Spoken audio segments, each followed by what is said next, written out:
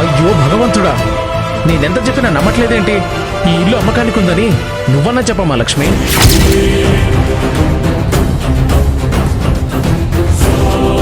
ఒక్క నిమిషం, మీకు లక్ష్మి పేరు ఎలా తెలుసు? త్రిపుర ఒట్టి పేరేంటే వివరాలు మొత్తం తెలుసుకొని వచ్చుంటాడు.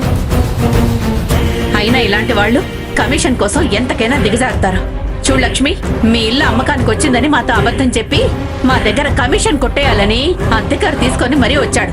వాడి మొహం మీద కొట్టినట్టు చెప్పు తల్లి, నిజమేంటో చెప్పు.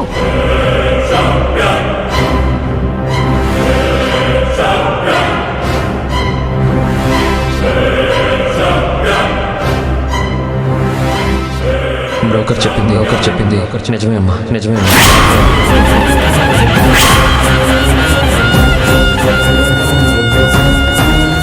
ఈ ఇల్లు అమ్మకానికి పెట్టారు.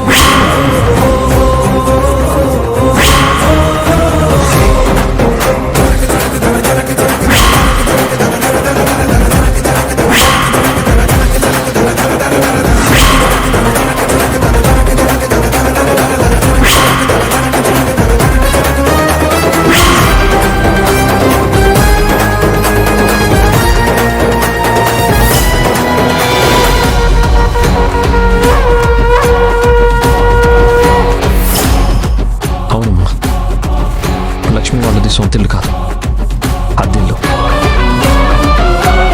ఆ ఇంటి ఓనరు వీళ్ళు అమ్మాలనుకుంటున్నారు.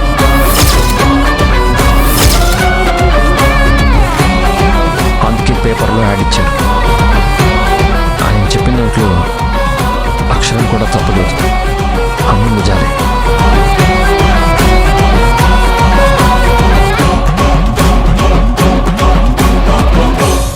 అయితే అబద్ధం చెప్పింది ఎవరంట?